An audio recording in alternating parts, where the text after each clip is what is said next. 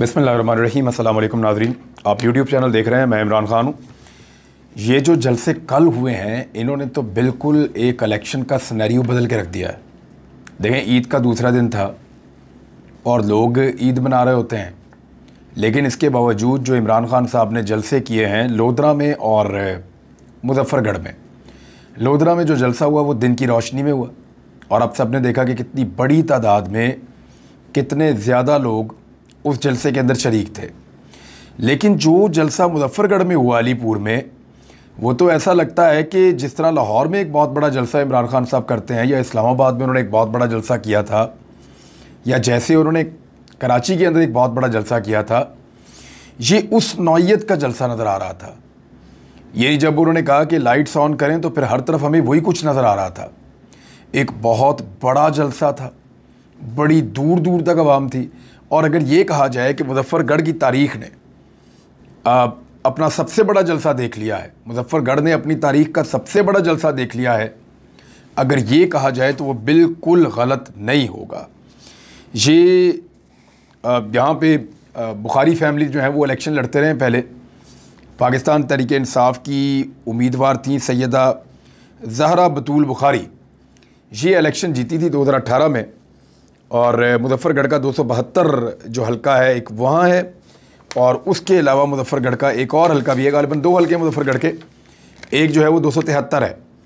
यहाँ से मोहम्मद सब्तैन रज़ा जो हैं पाकिस्तान तहरीक इंसाफ के साथ थे। ये दोनों जो है वो PMLN के कैंडिडेट हैं, जबकि इन दोनों हलकों के अंदर पाकिस्तान तहरीक इंसाफ ने अपने कैंडिडेट बदल दिए हैं और उन्होंने जतोइयों को टिकट दिए हैं। कहा जा रहा था कि यहाँ मुकाबला होगा, लेकिन जो बुखारी फैमिली उनके लिए हालात बहुत पतले हैं और उनको लोग रिस्पॉन्ड नहीं कर रहे। जबकि पाकिस्तान तहरीक इंसाफ का ये वाला जो मुजफ्फरगढ़ वाला जलसा है वो ये बता रहा है कि ये दोनों सीटें तो बिल्कुल PMLN के हाथ से निकल गई, लोगों को वोट नहीं पड़ेगा। देखें, ज़िमनी इलेक्शन नॉर्मली पता कब होते हैं पाकिस्तान में? जब कोई उम्मीदवार मर जाता है। इस मरतबा ज़िमनी इलेक्शन पता कब हो रहे हैं? जब उम्मीदवारों के ज़मीर मर गए। अब लोगों का इम्तिहान ये है कि क्या उनका ज़मीर ज़िंदा है? जिन लोगों ने 3.5 साल तक इक़्तिदार का मज़ा लिया, जो लोग इक़्तिदार के अंदर मौजूद रहे, जिनके पास वजारतें भी थी, कमेटियाँ भी थी, उनके काम भी हो रहे थे, वो अपने इलाकों में डेवलपमेंट भी करवा रहे थे, उन्हीं सारे लोगों को जो है उनके ज़मीर मुर्दा हुए, ख़ुद नहीं मरे, ज़मीर उनके मुर्दा हुए और उसके बाद वो मुनहरिफ कर गए, इनहराफ कर गए। उसकी सज़ा के तौर पे इलेक्शन कमीशन ऑफ पाकिस्तान ने उनको डी-सीट कर दिया। यानी उन्होंने एक गैर आइनी काम किया जिसकी सज़ा में उनको डी-सीट कर दिया गया। लेकिन ऐसे लोगों को टिकट दिया PMLN ने, क्योंकि पहले वादा किया हुआ था, और अब उनको अपने टिकट देके इलेक्शन जितवाना चाह रहे हैं। क्या लोगों के ज़मीर गवारा करेंगे कि उनको वोट दें? ये लोगों का एक बहुत बड़ा इम्तिहान है। अगर आप उन्हीं को वोट देते हैं तो फिर आप आज के बाद अपने लीडर से गिला शिकवा नहीं कर सकते। आप ये नहीं कह सकते कि सियासतदान पाकिस्तान को आगे नहीं बढ़ने देते। आप ये नहीं कह सकते कि सियासतदानों के ज़मीर मुर्दा होते हैं, बल्कि आपको ये मानना पड़ेगा कि आपके ज़मीर भी मुर्दा हैं, इसीलिए आप ऐसे लोगों को वोट डालते हैं जो लोटे बन जाते हैं, ऐसे लोगों को वोट डालते हैं जो आपके वोट की कीमत लगाते हैं जाकर। तो आसान सा बिल्कुल एक लिटमस टेस्ट है, सबको पता चल जाएगा कि लोग पाकिस्तान के कितने बेहतर हैं और लीडर्स कितने बेहतर हैं। बहरहाल धांधली की मार्जिन फिर भी हम निकालेंगे, क्योंकि कुछ धांधली तो इनको करनी पड़ेगी और बड़े पैमाने पर धांधली की ज़रूरत है इन इंतखाबात को जीतने के लिए।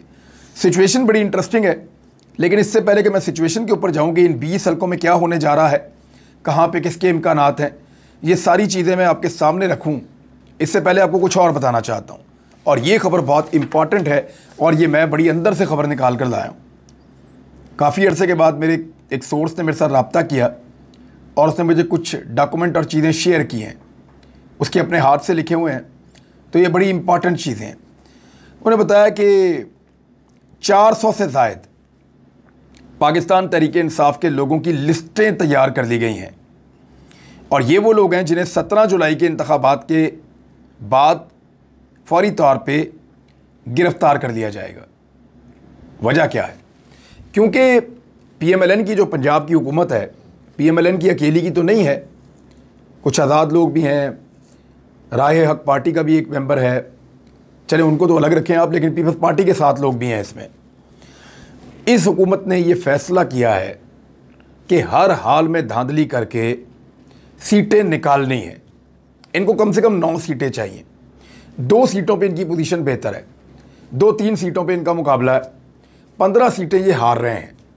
अब 15 सीटें हारने की बजाय ये कोशिश करेंगे कि ये 10 या 11 सीटें हारें और 9 या 10 सीटें कम से कम निकालने की पूरी कोशिश करें। 9 या 10 सीटें निकालते हैं तो इसी स्ट्रेंथ के साथ ये अपनी हुकूमत को महफूज करके लंबे अरसे तक चलाने की कैपेसिटी में आ जाएंगे। ये मैं बात करूं हमजा शहबाज की।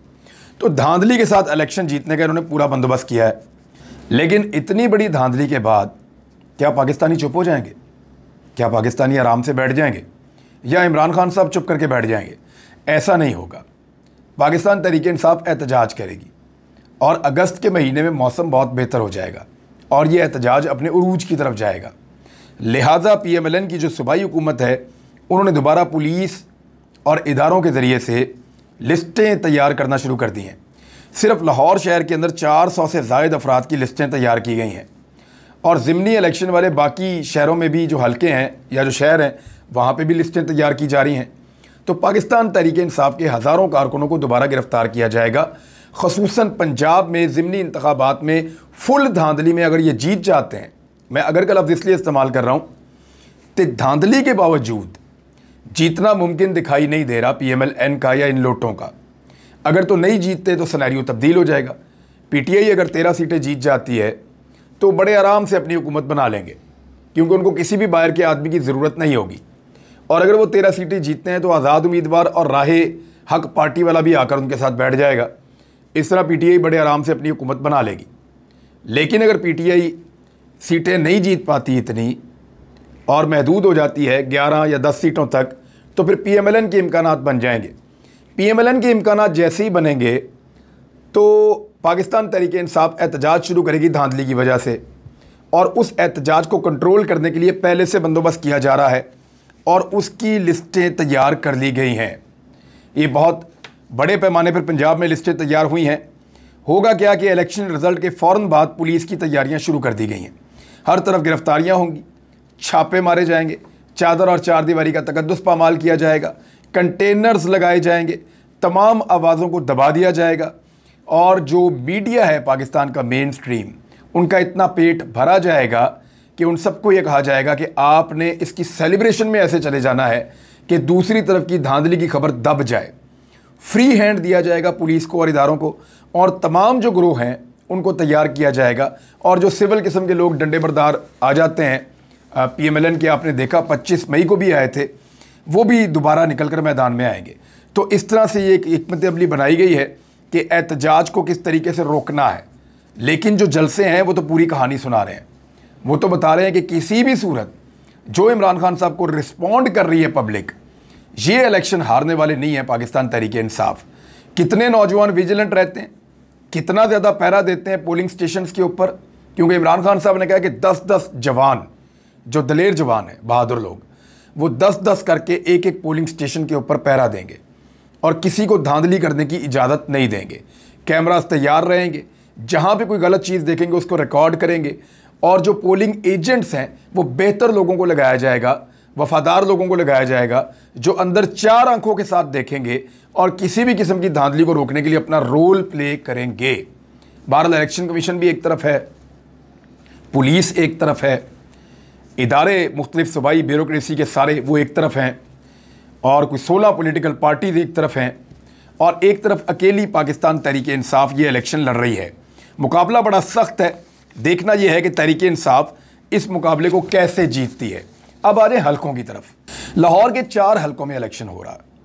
सबसे पहला हलका है PP 158। इसके अंदर जितने सर्वे हुए हैं, पाकिस्तान तहरीक इंसाफ के सर्वेस के मुताबिक जीतने का इम्कान जो है वो 60 से 65% के दरमियान है, जबकि PMLN का 35 से 40% तक जीतने का इम्कान है। तो यहाँ पे अकरम उस्मान पाकिस्तान तहरीक इंसाफ के कैंडिडेट हैं, जबकि यहाँ से पहले अलीम खान इलेक्शन जीतते थे। अलीम खान ने इलेक्शन लड़ने का फ़ैसला नहीं किया, तो नून लीग ने अपने हारे हुए उम्मीदवार एहसन शराफत को टिकट दिया है, जो पहले अलीम खान से हार गए थे, और PTI ने अकरम उस्मान को टिकट दिया है। तो ये है जी पहला हल्का लाहौर का। दूसरा PP 167 शब्बीर गुज्जर बमुकाबला नज़ीर चौहान। यहाँ पे 80-20 का मुकाबला है। नज़ीर चौहान के 20% के इम्कानात हैं, शबीर गुज्जर 80% तक ये इलेक्शन जीत रहे हैं और ये इलेक्शन तो वन साइडेड नज़र आ रहा है। PP 168, साद रफ़ीक यहाँ से इलेक्शन जीते थे नून लीग के, और बाद में ज़िमनी इलेक्शन में असद खोकर पाकिस्तान तहरीक इंसाफ के इलेक्शन से जीते, क्योंकि साद रफ़ीक मेंबर कौमी असम्बली रह गए थे, सूबाई असम्बली की उन्होंने नशिस्त छोड़ दी थी। असद खोकर अब PMLN के कैंडिडेट हैं, जबकि पाकिस्तान तहरीक इंसाफ ने अपने एक कारकुन मलक नवाज़ ऐवान को टिकट दिया है। यहाँ 50-50% का मुकाबला है और यहाँ PMLN इसलिए जीत सकती है कि असद खोकर साहब के कुछ बड़े ताकतवर लोगों से ताल्लुकात हैं और उनको बहुत मदद दी जा रही है। इसी हलके के अहम तरीन लोगों को गिरफ्तार किया गया है, जिनमें एक शराफत भी है और कुछ और लोग भी हैं जो घरों से भागे हुए हैं। 10-12 छापे गुज़िश्ता चंद दिनों में लोगों के घरों के ऊपर मारे गए हैं। लिहाजा असद खोकर का ये इलेक्शन जीतने का इम्कान कुछ हद तक बढ़ जाता है। अगर धांधली ना हुई तो बड़ा सख्त मुकाबला है, वरना असद खोकर ये इलेक्शन जीत जाएंगे धांधली की सूरत में। आ जाए जी तीसरा हल्का लाहौर का। चौधरी अमीन गुज्जर, ये जी भाई हैं ऊन चौधरी के, और उनका मुकाबला ज़हीर खोकर से। ज़हीर अब्बास खोकर पहले इलेक्शन हारते रहे हैं। चौधरी अमीन गुज्जर ने एक इलेक्शन जीता था और गालिबन ये ज़िमनी इलेक्शन था, लेकिन इस मरतबा इस हल्के में पाकिस्तान तहरीक इंसाफ के साथ बहुत ज़्यादा हमदर्दी है और PMLN के ख़िलाफ़ लोगों को बहुत ज़्यादा गुस्सा है। ये चौथा हल्का है लाहौर का, और यहाँ पे अगर आप मुकाबला करें तो ज़हीर अब्बास खोकर या पाकिस्तान तहरीक इंसाफ की सिचुएशन 170 में बेहतर है। शेखुपुरा में वन साइडेड मुकाबला है जी। PTI ने खुरम शहजाद विरक को टिकट दिया है, नून लीग ने मियाँ खालिद अराई को टिकट दिया है। ये साबिक वज़ीर भी थे और PMLN के लोग इनसे बहुत नफ़रत करते हैं, तो PMLN का इनको टिकट मिला हुआ है। इनको वोट पढ़ना बहुत मुश्किल है, बहुत मुश्किल है, और PMLN के लोग नहीं चाहते कि वो इनको वोट डालें। अंदर बड़ी मुज़ामत है, तो खुरम शहजाद विरक के जीतने के इम्कानात ज़्यादा हैं। फैसलाबाद 97, फैसलाबाद जी मैं आपको पहले ही बता दूं कि फैसलाबाद से बिल्कुल लोटा नहीं जीतने वाला अजमल चीमा है, और दूसरी तरफ अली अफजल शाही पाकिस्तान तहरीक इंसाफ का उम्मीदवार है। और अली अफजल शाही जो हैं ये chief justice Lahore high court के दामाद भी हैं, तो इनके इम्कानात जीतने के ज़्यादा हैं। 97 इनका PP है। रावलपिंडी से एक इलेक्शन है, राजा असगर अहमद ये पाकिस्तान तहरीक इंसाफ में थे और मुनरिफ हुए हैं। PP 7 इसको कहते हैं रावलपिंडी से। कर्नल रिटायर्ड शबीर ऐवान को टिकट दिया है पाकिस्तान तहरीक इंसाफ ने। तो यहाँ एक जो है वो मुकाबला है, लेकिन रावलपिंडी में आपको पता है कि सिचुएशन बहुत बेहतर है PMLN के मुकाबले में पाकिस्तान तहरीक इंसाफ की। तो साहिवाल 202, नुमान लंगड़ियाल एक तगड़े आदमी हैं, जो है वो वज़ीर भी रहे हैं पहले, और ये सीट के ऊपर मुकाबला बहुत सख्त है और नुमान लंगड़ियाल जीत सकते हैं। मेजर रिटायर गुलाम सरवर उनके मुकाबले में इलेक्शन लड़ रहे हैं, लेकिन साहिवाल में जिस तरह का इमरान खान ने जलसा किया है, लोग कीचड़ के बावजूद पानी में खड़े होकर जलसे में शिरकत कर रहे थे, तो यहाँ पर टेबल टर्न हो सकती है। लोधड़ा के इलेक्शन के अंदर कैप्टन रिटायर इज़्ज़त जावेद PTI के और नज़ीर अहमद बलोच PMLN के उम्मीदवार हैं। यहाँ पे भी पाकिस्तान तहरीक इंसाफ का जितने सर्वेज आए हैं, ये मैंने नहीं किए, मुख्तलिफ लोग करते रहे हैं, उनका पलड़ा भारी है। लोधड़ा के अंदर आपने इमरान खान साहब का जलसा देखा कितना तगड़ा रहा, तो वहाँ पे जो नून लीग के उम्मीदवार थे वो PTI के टिकट से इलेक्शन लड़ रहे हैं, और जो PTI के थे वो नून लीग के टिकट से इलेक्शन लड़ रहे हैं। ज़वार अहमद बड़ाइच नून लीग और आमिर इकबाल शाह PTI के टिकट से इलेक्शन लड़ रहे हैं। पहले ये उल्टा था, अब ये उल्टा हो गया, दूसरी तरह हो गया। इसी तरह जो है वो भक्कर में भी हुआ है PP 90, वहाँ पे सईद अकबर नवानी जो हैं वो PTI छोड़ के चले गए, नून लीग से इलेक्शन लड़ रहे हैं, और इरफानुल्लाह खान नियाज़ी जो है वो इलेक्शन लड़ रहे हैं PTI की जानिब से, पहले नून लीग में थे।